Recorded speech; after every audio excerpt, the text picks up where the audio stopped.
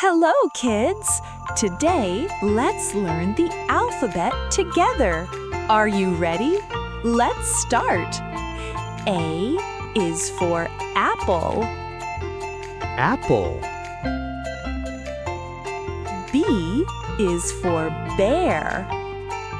Bear.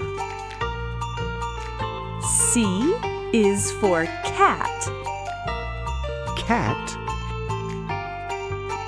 D is for dog. Dog. E is for elephant.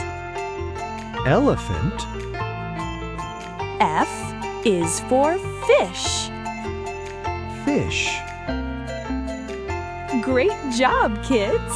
You learned letters A to F. Next part is coming soon. See you again. Bye-bye.